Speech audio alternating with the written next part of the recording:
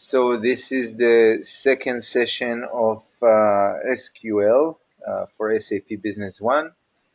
And today we are going to talk about chapter 4 and 5, doing some filter, variable sorting, grouping, and things of that nature. Basically using the where option. So as you know, if I'm going to connect to our demo system, as you know, we have the structure of the SQL query, which the select what you want to see in the report, from which table, and then we got to the where. All right, so for example, if I'm taking the old RDR table, the sales order, obviously I can choose the document number, document date, due date, customer, code and name. And I can also choose the document total, and if I want to show the freight charges, it should be available as well. It's called total freight charges. And then that query, if I execute it, will give us all the results of all sales orders. Obviously, some of them are open, some of them are closed, right? So we can also add somewhere here, we can add the doc status, which will show us if the order is C as in closed, and open, always in open. There is a separate field to show cancellation. It's called cancel. It will show us if it's canceled or not.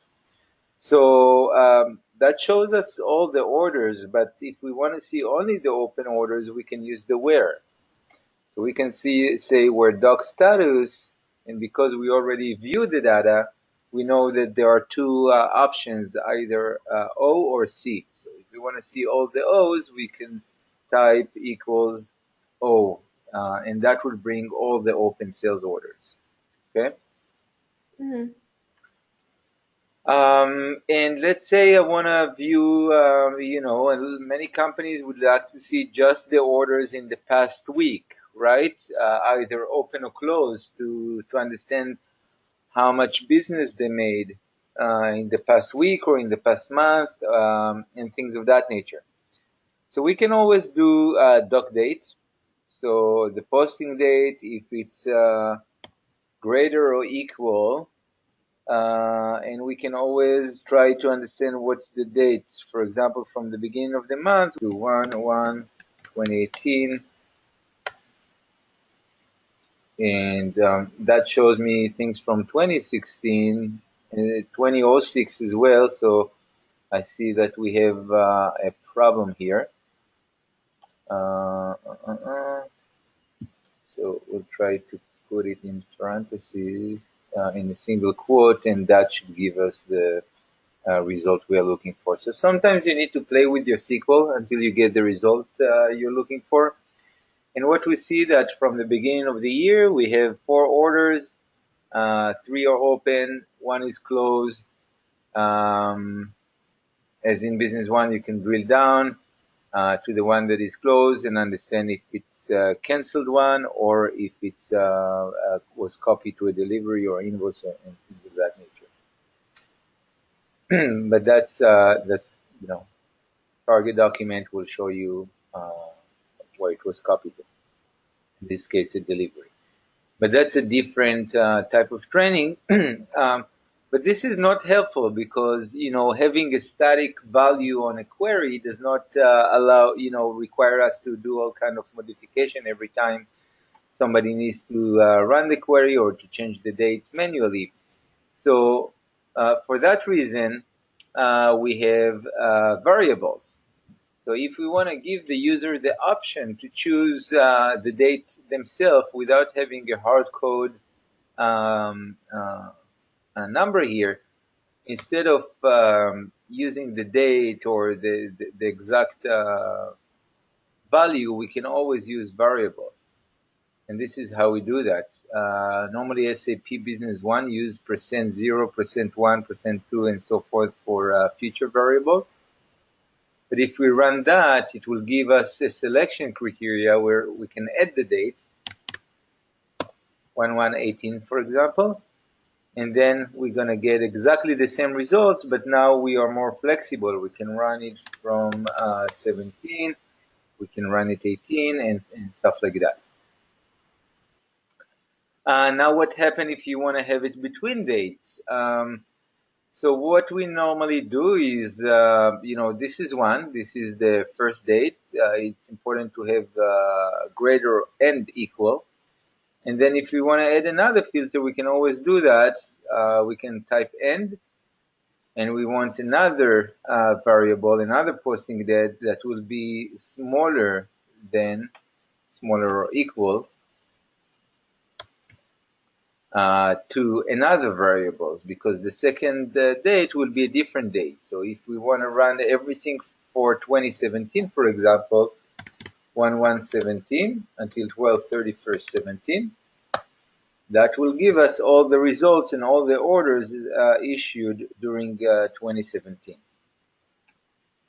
Okay, before I finish and save the query, I can always click on this and click on this to have a presentable query, and I'm ready to save that query. Okay. And I can call it orders between dates. Okay. So every time now a user goes to the query manager, they can generate the query. Orders between dates is here, and we can do for this year as an example. Okay. Let's say if we, some companies may want to calculate commissions, so they want to see who is the salesperson on every document. So I'm gonna drill down to the sales order, and we see that the sales employee is here. I'm not sure what's the commission, each one of them, and what's the structure, but at this point we're just gonna present the sales employee. As you can see, there is a link to a whole different table. So we need to bring another table. So if we go back to our query, we can see that the sales employee is here. So we can add that to the report. We can see that it's bold, so it means it does show that there is a link to another table. If we present only the sales employee, we will see the code of the employee. We will have to drill down to see what is one means. So in order to have the sales employee in place, we're going to do what we did last time. We're going to drag that to the left side to show OSLP, which is the sales employee table.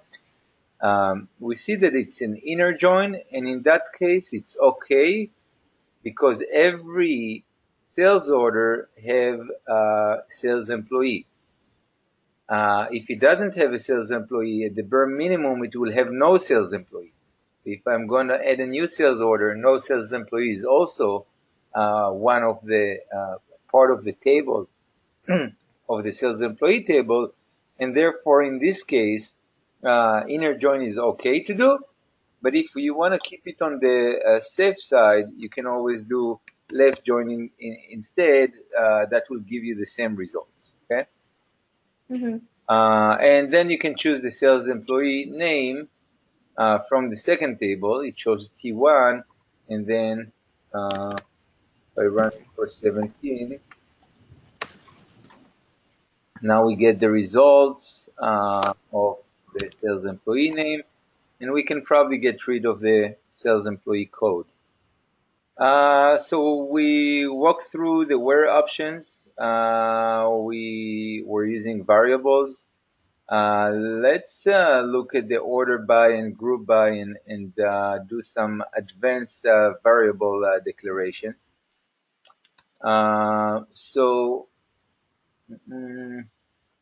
Okay, so there is the sort by. Let's assume, we are running the report, and by default, it's always sort by the first column. So if Okay. we ever want to sort, for example, by due date, we can do that by using the order by. Okay. So the sort Mhm. by is the way how we could affect that. So let's say I want to do that by due date. So I click here due date, and that's pretty much it. Some SQL expert says that the order by, sometimes consume some power from SQL, so we try not to use it if we don't have to. Uh, Okay. but the order by definitely can help you sort things. For example, if you bring it later to SQL, don't use order by, use the sorting within Crystal instead of in the SQL statement. Okay. And as you can see, this is now sorting by the due date. Now, if you want a descending type of sorting, it's easier just to go to the statement and to say DESC,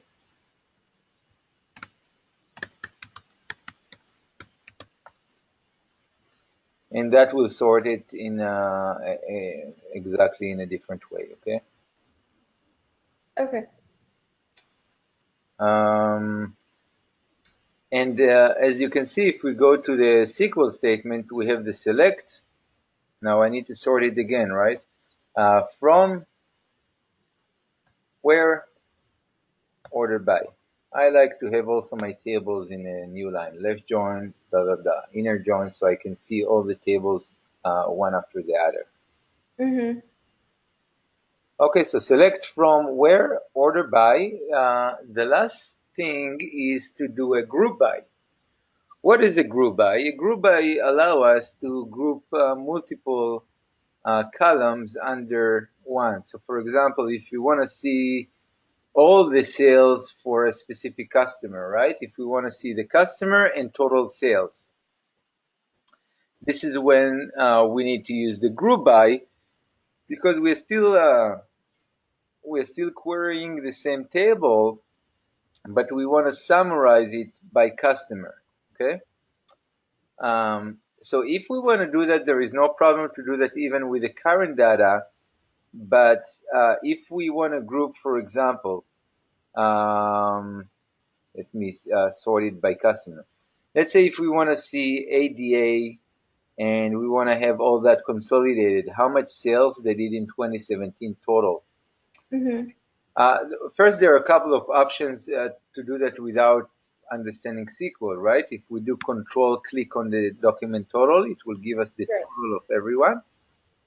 Then we can filter and say, hey, I wanna, let me clear it. I wanna see only customer name equals to ADA, and filter it, and now I get the results only for that customer. Okay. Okay.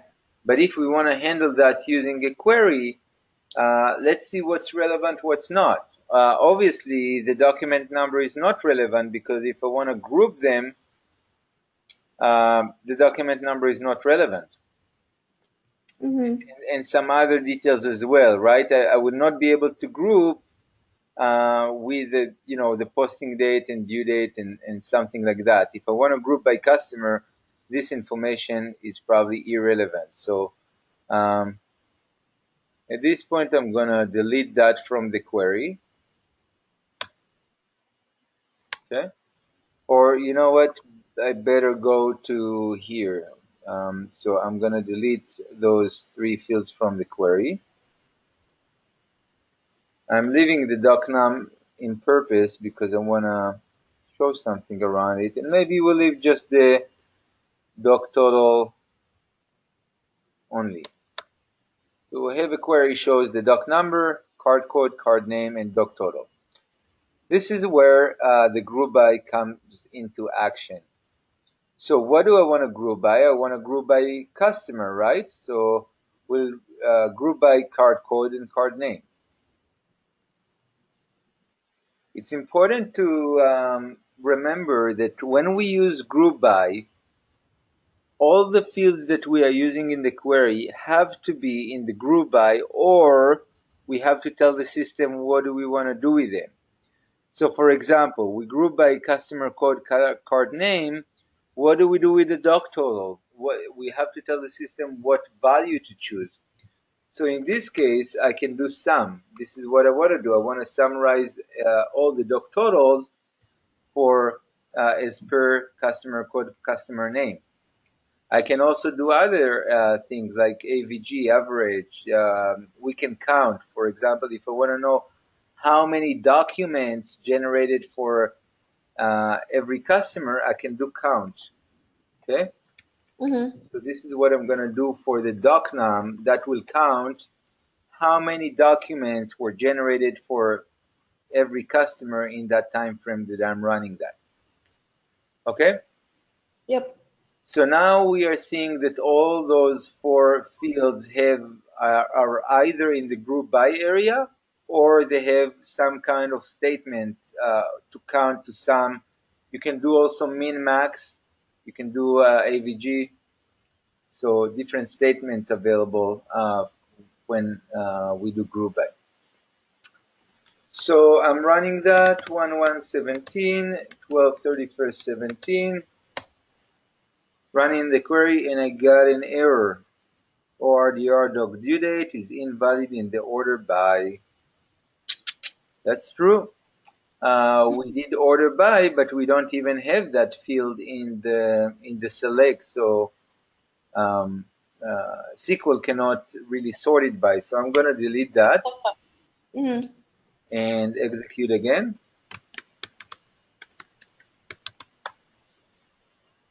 And there you go. Now I have a sales analysis report. Show us the number of sales for each customer, the number of sales orders in this case. Normally, most customers want to do that based on invoices or invoices minus credit memos. But in this case, I have a sales analysis that is based on sales order, shows number of sales or number of orders, who is the customer, and total sales. Important, those type of queries is to be able to eliminate data that is irrelevant, because SAP allow us to cancel orders, right? We probably don't want to see the canceled orders in that count because it's not, it probably was a mistake or the customer canceled their order. So it's important when we do those queries to take into consideration or to ask the customer what we want to do. But in this case, in order to have a valid data, I'm going to add another condition where cancel equals no. So I don't want to show any canceled orders. Run it again. And then we have a nice report that does not take into consideration cancellation. So what if you wanted to name the two columns that don't have names on them? Absolutely. First, let's sort that query. Okay.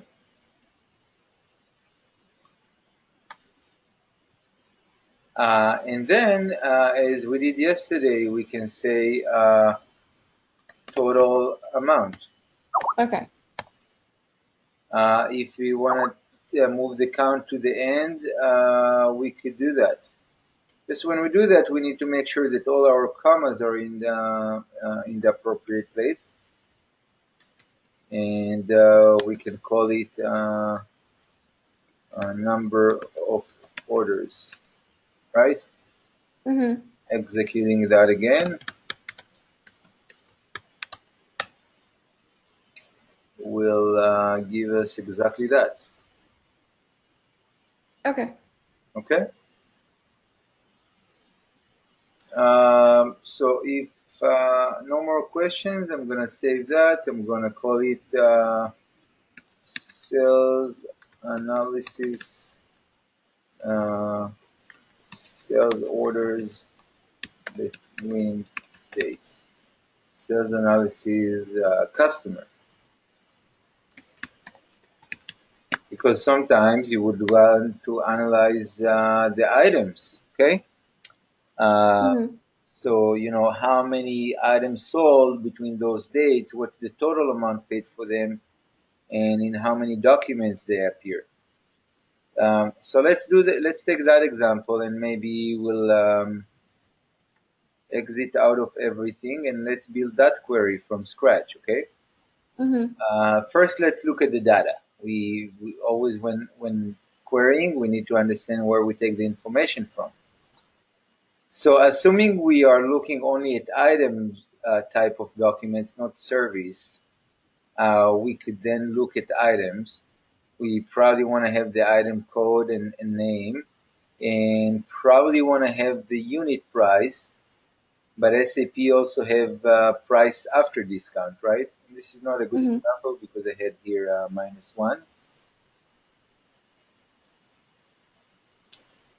-1. So let's take an example of this one, for example. Um, I'm going to go to the form settings, to the table format, to add the price after discount. Okay. So for example, if I have 10% or discount on a specific order, it's important if I will take that unit price or that unit price, okay? Mm-hmm. Normally, when I build such a sales analysis, I actually don't look at the unit price, I look at the total for the row. And that gives us the full picture of how much that item was sold, uh, with its total. Um, the other thing, if a customer have any discounts in the header, it will be very hard to identify to which item within the sales order that discount was applied. That's why we advise customers normally it's better to use discount in the lines because then you can account for your product margins and for easier querying down the road. Okay. Okay, so the table is RDR1, so we could do just that. So we're gonna RDR1, and normally we don't have here the dates, although in this case SAP Business One does present the date in the rows, but sometimes we do need to bring the ORDR, the header table, for the dates range. Mm-hmm. In this case we are good, so I'm going to do just doc entry, item number, item description, maybe quantity, and row total. And we want to do that between dates, so I can say where posting date is greater or equal to the first variable, and posting date is smaller or equal to variable 2.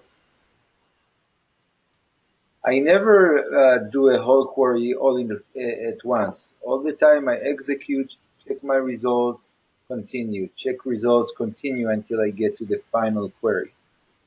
Okay. Before I do any grouping or any special things, I want to see that it runs, that I don't have any syntax issue before. Later, if I run it, I have to go through everything. If I run it now and then run it again later, it's easier to troubleshoot.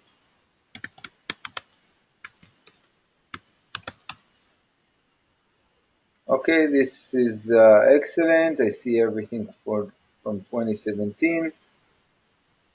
And I have the quantity, I have the row total. Now I can run this grouping. So in this case, I probably want to group it by item. So it will be item code and item name. And let's see, what do we want to do with those? So we need to take care of 1, 2, 3 fields. So this field I'm gonna take to the end, the doc entry. I want to count it to count how many transactions. how many appearance of the items in different transactions. Okay, so item Mm-hmm. code, item description already here, so we need to take care of 1, 2, 3 fields. So quantity, we can summarize to see how many items were sold. And if I want to give it a name, I can say quantity or total quantity.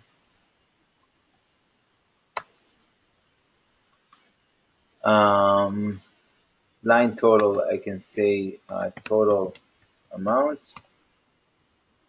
And oh, I need to summarize it, right? So sum line total is total amount.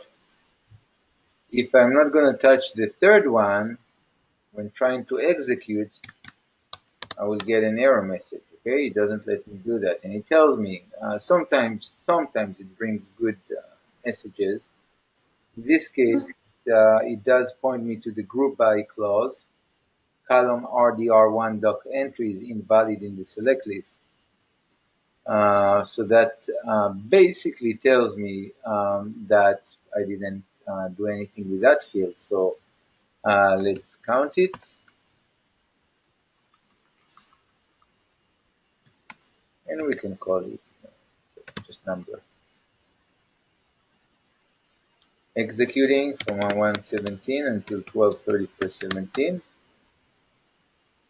Now we see that we have, this is a summary, show us all the items and their total sales. And again, I can filter, I can sort.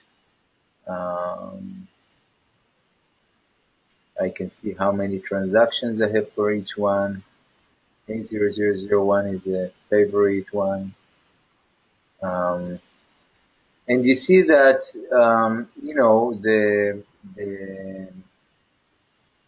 sorting, if I want to sort with a query using that field, I can do that, but it's not going to be with the group by that we saw earlier. For a grouped field, there is the having. So if I'm going to sort my query here, I can show you how we add that. But if I go back to the documentation,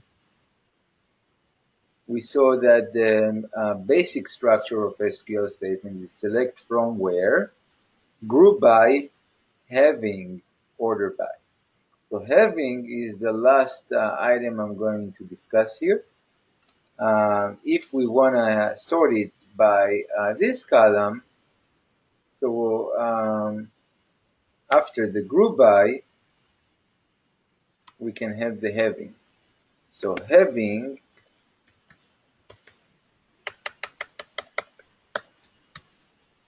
sorry, this is not a order by, having is another filter, but a filter on a group field, because we cannot do that on the where, right? Because we don't have that field. The where is just for actual fields in the table. In this case, I don't want to do where on a specific field. I want to do a where on a count, okay? So Mm-hmm. this is where we're going to use the having. So in this case, having allowed me to do the where on a calculated fields or a grouped fields. So having count doc entry equal greater than 1. Basically, what I'm telling the system to do, show me all the items that were sold more than once, Okay. between dates, of course. So that will show us only those, you know, 3 instances. Mm-hmm. And if we want to complete the query with the order by, now I want to sort them order by number, I can do something like that.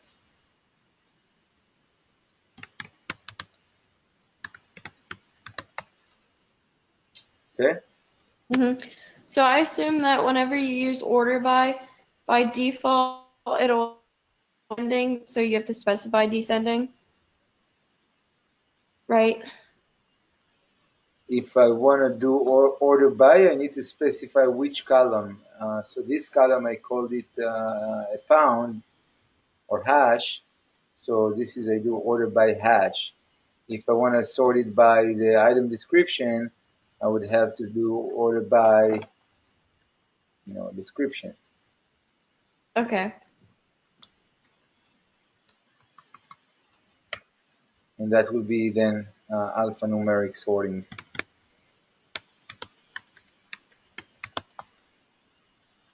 Okay, it didn't make any change, but if I want to check things or remove the having, so to see if different things works, you can always do that. 2 dashes. That makes that a comment basically. So SQL does not run through that. So now doing that, I will get all the results, not just the ones that are greater than 1. So 1117. That gives us all the results, and we can see that it's sorted alphanumeric. Okay. Okay, so with that, we basically completed almost everything you need to know about SQL, all of the basics you need to know about SQL. And from here on, it's a lot of Googling, it's a lot of practicing, and playing around. Although I'm going to continue here with some tips, but this is it basically. Select from where, group by, having, order by. This is 100% SQL. Everything you need to know about SQL. All right. So in some cases, we especially when we have nested queries, queries within queries, which I'm going to show later. The SAP variables as they are will not work, and we need to use more advanced variable declaration. And here is the syntax. Okay, so I'm gonna go through exactly the same query, just instead of using simple variable, %123, I'm gonna use this to declare it, and just so we see how it works, and we can apply it at any given time. Okay. So yeah, I guess we can get that like that. First, I'm going to open that to have some space here. And I'm going to do the same thing. So if I want to do between dates, I need 2 variables, right? 0 and 1. So I'm adding both.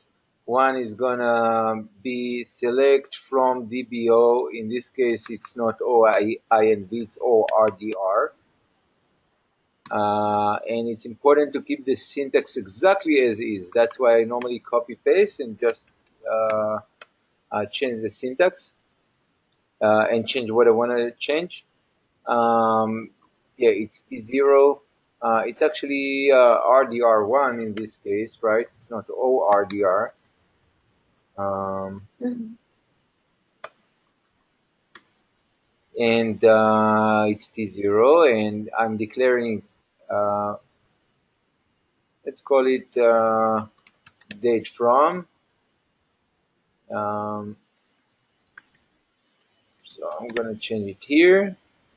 And the field is doc date, right? Yeah, the field is doc date. Perfect. And then the second variable will be, this is %0. The second one, obviously, I need a %1. And select from DBO date 2 is date, or is n voucher, or is a number. Uh, date 2. Okay, and you can give it whatever name you wish. And then when we go through the query, we need to use those variables. So instead of using the %0, we are using that variable.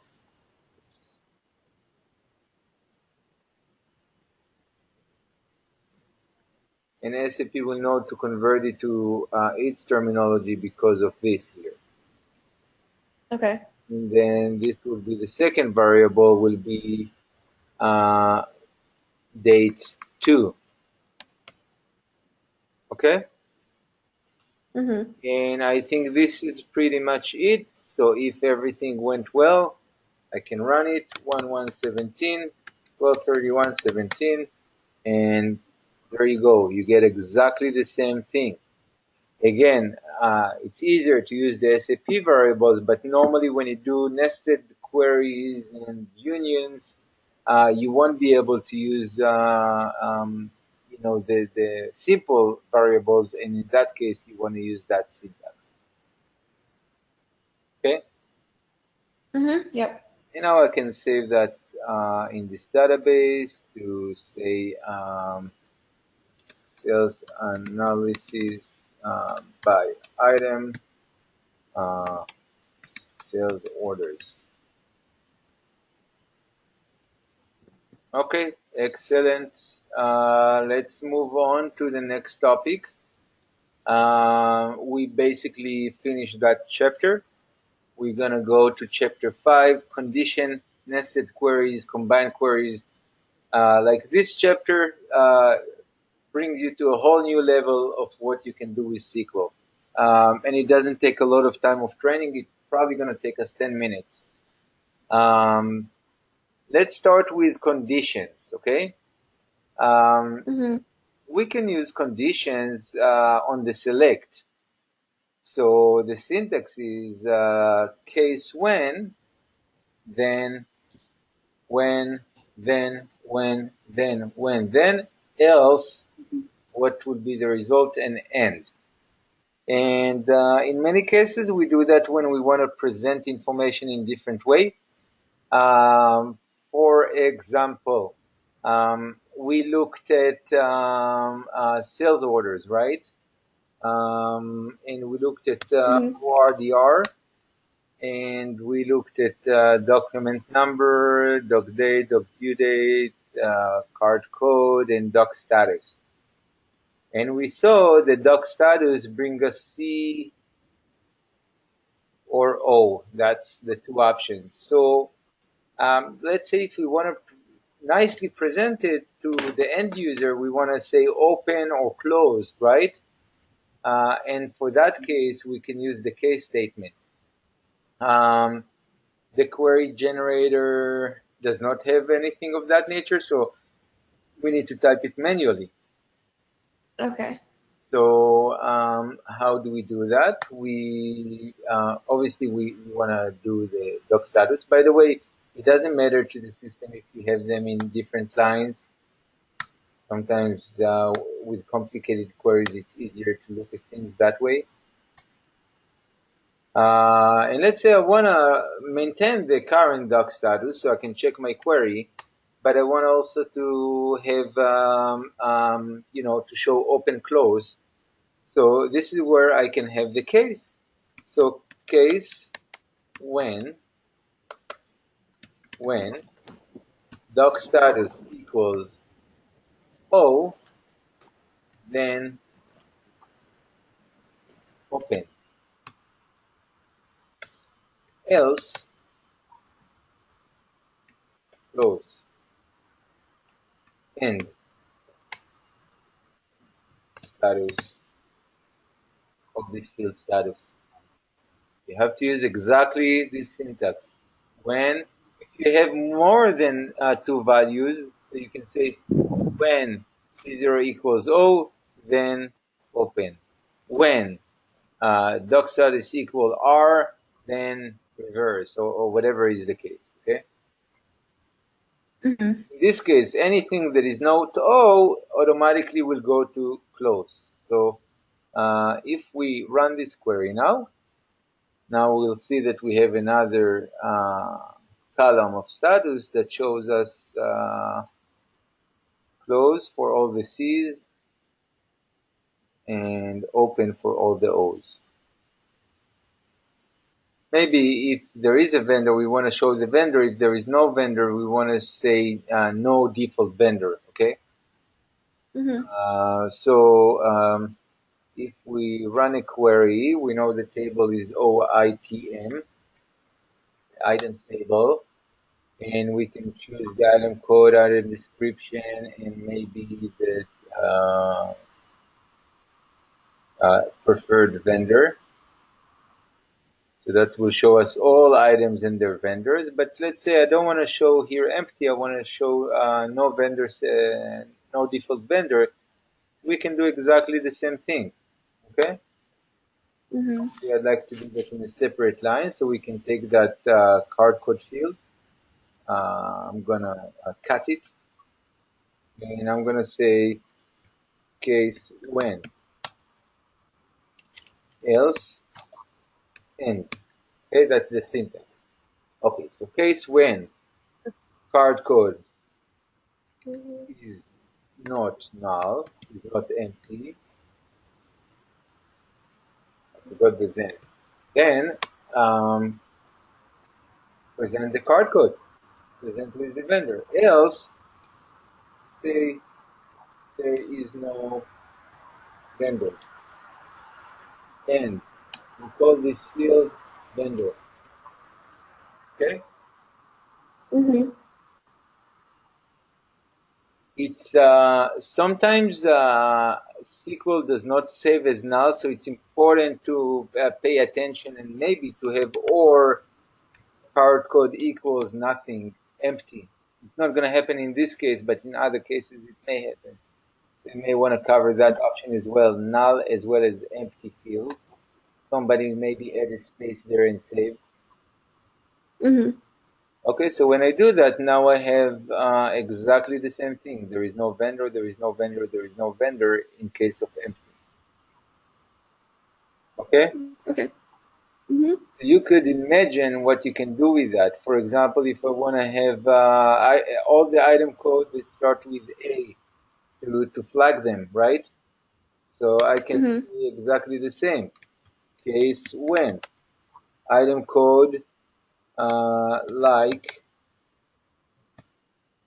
A %%. I think this is how you state that start with. If you ever forget, you could always look here at the conditions, and contains is the one. Okay, so like, okay, and or start with like the exactly what I did here, A and %%. Okay, Mhm. so I could say where item code like I, then important item,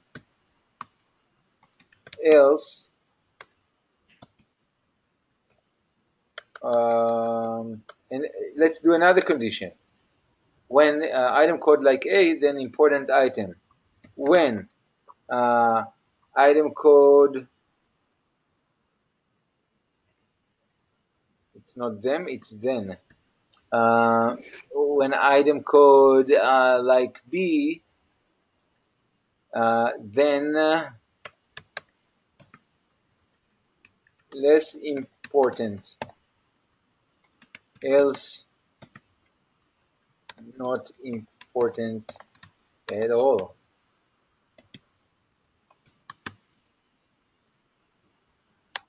We call this I need the end. End. We call this field important.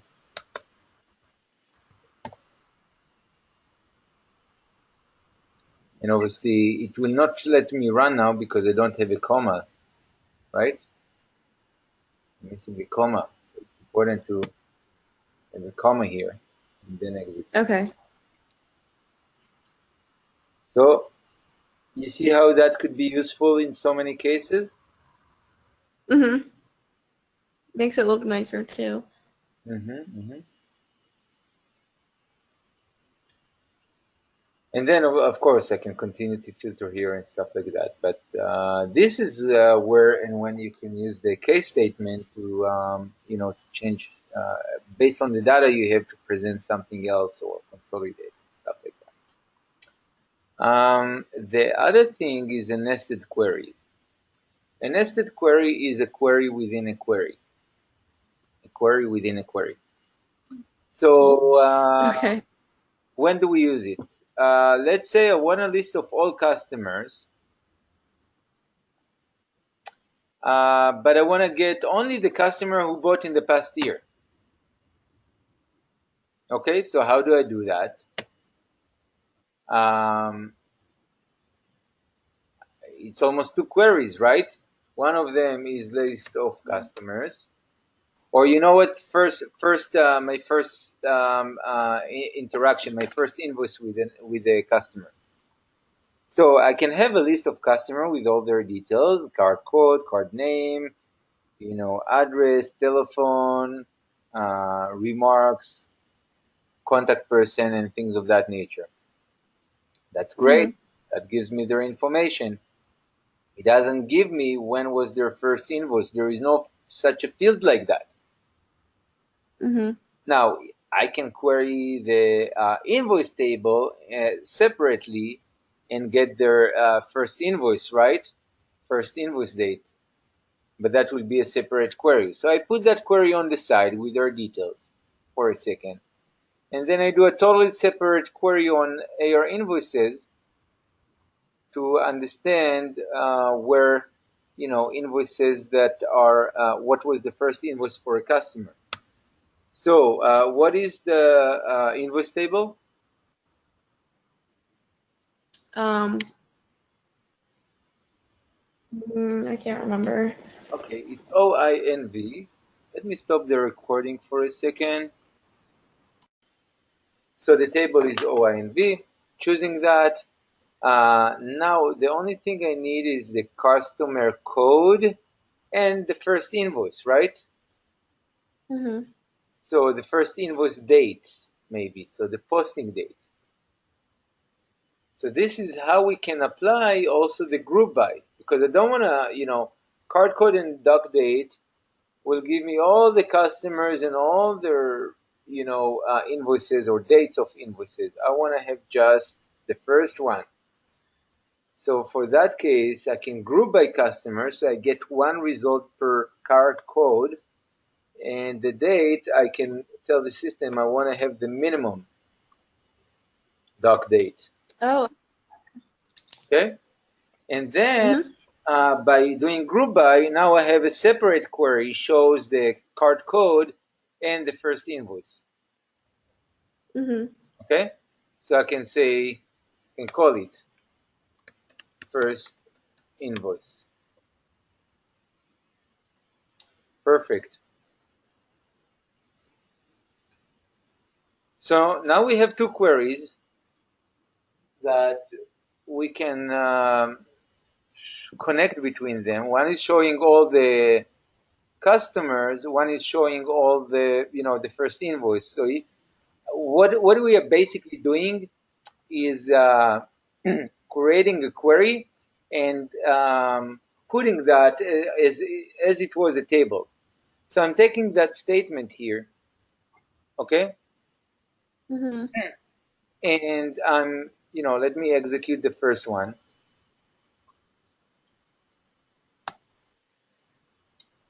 I'm basically connecting, instead of connecting another table, I'm connecting another query, but the syntax is exactly the same.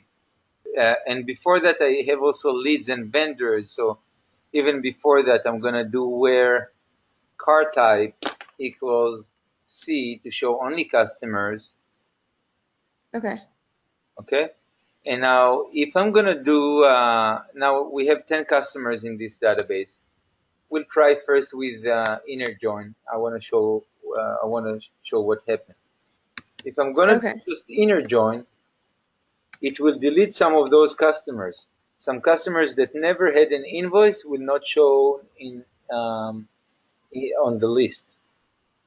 Okay, that's Okay. why if I would do left join, I will remain with those 10, with a list of 10 from the left table, and then if Mhm. it has any invoice date, it will put the date. If not, it will leave it empty. Okay, Mhm. so I'm going to start with inner join. What table I want to join? This one, this whole statement. That's whole syntax is a table. It has two columns of a table. Okay. So I'm going to do inner join in parentheses all this statement. I'm gonna call it T1. That's how we give it, like that's how we treat it as a table, and we need to tell how it's connected.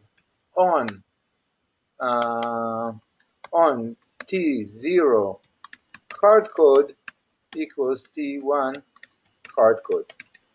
Why? Because at Okay. T0 we have the card code, and Mhm. and the match between them is the business partner, the customer code, to be equal to the customer code. Mhm. Okay? And now I can run it before even presenting the data or anything like that. I can run it to see that it works. Do you see that I have 9 clients now Right. instead of 10? Because Okay. one of them never had an invoice. So if I want to see all the list of customers, even the one we haven't invoiced, we can do left join. So it will show all the list of customers from the first table, from T0. So now I have 10 customers. And now I can decide to present here from which table I'm going to bring the date. The date of the invoice?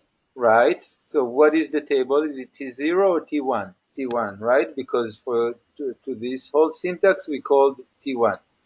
So Mhm. T1 dot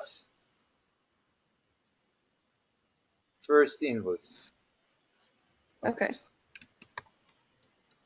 Oh, Okay. because that's what you named it. Okay. Right, exactly. If I didn't name it, well, I have to name it because I have it as an nested query. Mhm. And it's a wrong syntax because SQL doesn't like that we have spaces. So I can combine it here, or I can always have something like that. So that will keep that sorted. Okay. And now we have all the 10 customers with their information, and we can see the first invoice generated for the clients that have invoice in the system. Okay. Okay. Mhm. Similar way, we can do maximum. What was the last time we invoiced that customer? Maybe we need to call them. Maybe we need to reach out to them. So in the same way, we can do max with exactly the same and call it, last invoice and La- first recent invoice.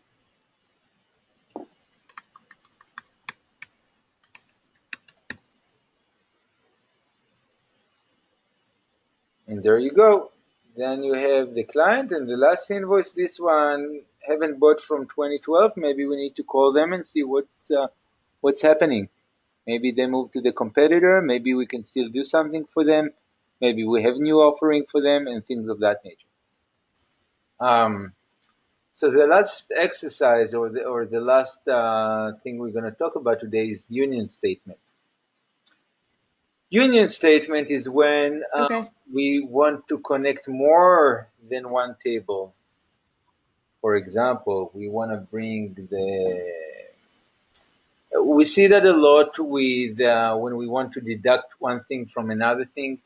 With the SAP Business One, I see that all the time when we do sales analysis report, because Mhm. we want to take into consideration invoices, but we also want to deduct credit memos. So if we are running sales analysis for a customer, we want to take all the invoices, but we want to deduct all the credit memos from the invoices, okay? Because if a client got a credit, Mhm. it means it reduced the sales for this customer. So it's kind of the opposite side of an AR invoice. Okay. So let's see how we do that. So we have two documents, AR invoice and AR credit memos. First, let's look at the data. So if we look at a specific customer, we can see at the account balance that this customer have invoices, receipts. I actually don't see credit memos. Let me make sure this one has credit memos. CN. is what we're looking for. CNC, not for this one. So let's go to another customer. Look at their account balance, invoice, invoice, invoice, invoice, invoice, CN credit memo. From account balance perspective, you see that it's in minus. It decreased their debt and their sales altogether. So if we do query only on the invoices, it's incorrect because it does not deduct the credit memos, and unless if the client never uses credit memos, but I haven't heard of such a case. Okay. Okay. So let's say we wanna. So what we do in this case, normally we start with a simple one. First, let's identify the table. AR invoice. Which table is AR invoice? OINV. Excellent. And credit memo? ORIN. Great. All right. Perfect. Perfect. Perfect. And let's say we want to do something as simple as, card code, card name, and total. And maybe we want to group it by. So OINV. Let's present some simple information: doc number, doc date, card code, card name, and doc total. We run the query. Excellent. Looking great, right? Now, let's say we want to run it by a client. We don't want to, we want to see sales by client. Or what do? We do the group, right? So group by, like we did earlier, group by customer code, customer name. The date is irrelevant. Maybe we can put it in the where if we want to run it between dates. Okay. For now, it's not relevant. So we'll show the customer code, customer name, doc total, and doc number. Now we group two fields. There are two fields to decide what to do with them. So we'll do the sum for the doc total because we want to see total sales, and we do the count to understand how many transactions for the doc number. Okay. Okay. And executing that, it gives me an error message, something we did wrong. Let's check the syntax. Yeah, I have a comma after this, which I shouldn't have. Deleting that, running the query, no problem, right? So we have a list of all customers and their sales. Now, there is something not right here because earlier when we ran it, we saw that there are 10 customers. How come we have so many customers here? Because, well, let me see. You know what? Let me help you. If I sort it by customer code, you see that the same customer repeating times? Right, yeah. The customer code is repeating. But the customer name is changing. Right. Some people will say, what the heck? What's going on? I'm not sure why it's like that. Okay. If we drill down to the customer record, the customer record is always the same. This is the name.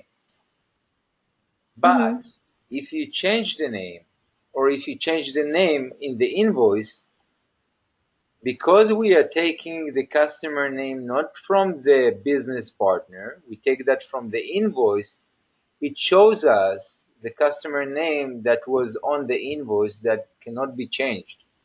Okay? Oh, I see. So if we want to group really by the customer code, we really want to take the name not from the transaction, but we want to take that from the business partner. So if I really want to do that, if I want to invest a few more seconds, I can take the code and bring the other table of OCRD.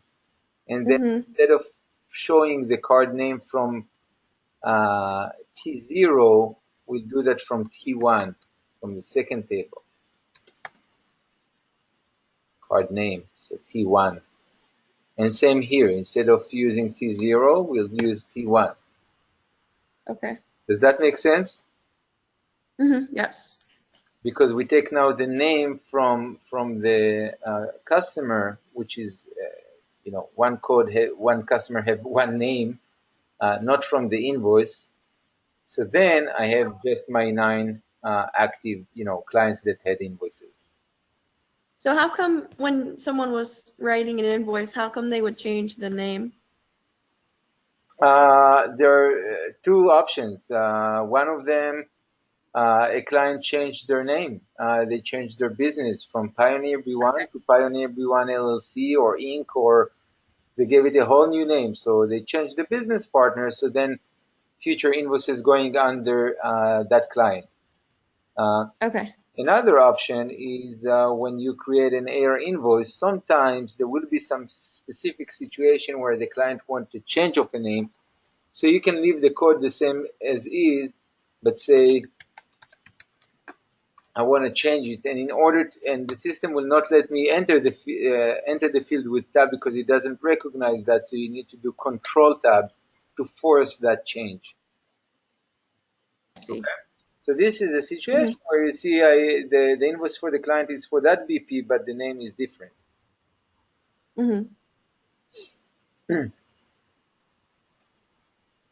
Okay, so now I have a sales analysis for customers. Now, um, obviously, I need to sort it.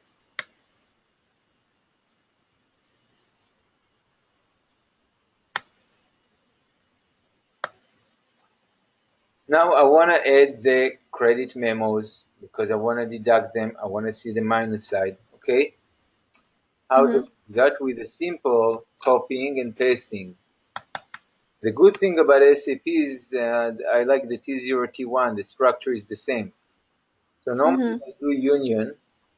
I like to do union all because union, if you have exactly the same value, it will consider one value. Okay. So I'd like to do That's good. all to show, even if it has the same value, I want to show that. The Okay. only thing I need to change in this whole query is this. Instead of OINV, instead of INV, I write RIN, which is the Right. memo table. I also really like to do minus when I take sum or quantity or something like that, because customers normally like to deduct that. They want to see that in minus. And when later you consolidate that and put everything, and want to show, hey, so how much sales I had from that client? So you want to take the invoices in plus and the credit memo in minus. Okay. Okay, and now if I run it, now I have much more results because I have all the invoices and I have all the credit memos. Okay, and obviously I can even add to that. I can say I can for the user perspective, I can say this is INV doc type, so they know what they're looking at, and I can say this is credit memo. Okay. Unioning, you have to have exactly the same amount of data of column, and you have to have the same type of data. So I cannot have here a number and here, something completely different. Okay. So in this case, when I do that, I have an error message. Something happened. Oops. Okay, I need to do that from scratch, I guess, because I closed my...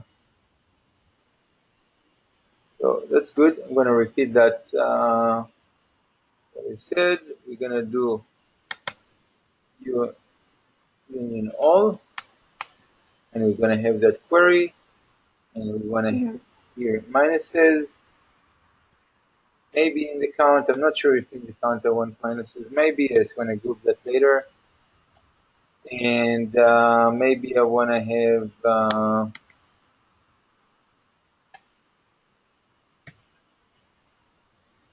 IN is doc type, and I want to have credit memo here. I don't need to repeat the same. It will take the headers from the first statement. Okay, that's why I Oh, have okay. the doc type here. And let's try it now. All right. Now I have doc type invoice. Those are my invoices. Those are my credit memos. I can sort it now by client. So now I can see each client. What's the total of credit memo? What's the total of invoices? Mm-hmm. One thing I forgot to do, it's the same amounts, is because I forgot to change the table name. Small detail. Instead of OINV, ORIN. Oh, mm-hmm. And then when I run it, now I get more results that making sense, and I can see, this client have only invoices 51, never had a credit. This client had 45 invoices and one credit memo is only for 532. Now before that, any questions? No, I don't have any questions. Okay. So maybe the last thing we're gonna do today is having grouping all of that. Let's say we don't want to have 2 lines per customers. Now we want to have 1 line per customer that will consolidate that. We'll take the 359K minus 532. We'll take the 401 minus 15. I don't need the credit memos and the invoice because they're not going to appear there, right? They're going to, Oh, right, yeah, because you're taking that, putting it side by side and stuff. right. So I'm going to delete that and do what I do all the time. Every time I change something, I run it to make sure I'm good. So I'm good. I'm continuing. Uh, Now, what I can do, I want to look at all of that and group it by something, right? So I'm going to do something like that. I'm going to put everything in parentheses, and I'm going to treat that as it was a table, T10, I'm going to call it. Okay. Okay, so if I do select star from T10, Mm-hmm. this is what I'm basically doing. Select star from Mm-hmm. T10, I'm going to get exactly the same results, right? Yeah, exactly the same result. But now I can play with that and treat that as a regular query. So now I can say, okay, I want from T10, I want to have the card code, card name. I want to also group by, uh, and this is now not T0, it's T10. So I need to make sure I have the T10 here. Mm-hmm. Because once I'm out of those parentheses, the SQL knows only T10. Everything is in here is a subquery, nested query. Doesn't Mm-hmm. recognize that when I operate outside. Okay? So group by card code, card name, and then I need to decide what do I do with sales and what do I do with number. So with sales, I want to sum them, right? Sum Right. T10 sales. I'm going to call it sales. And I want to maybe sum now the docnum count.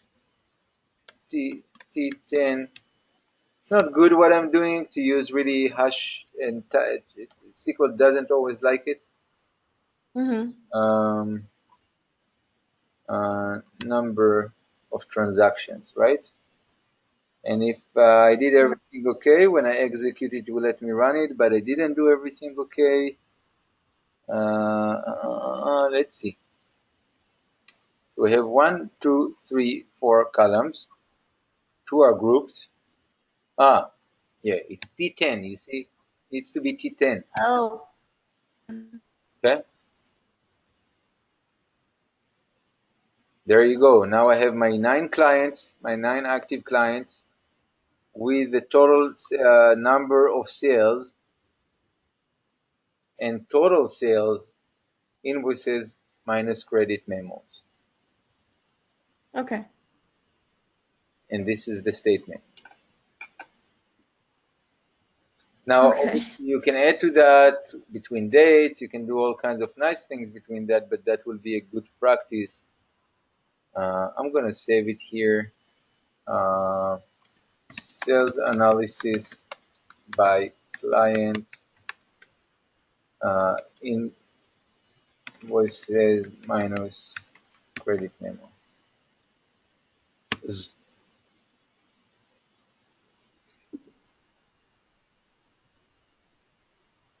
All right, I think this is the end of this training.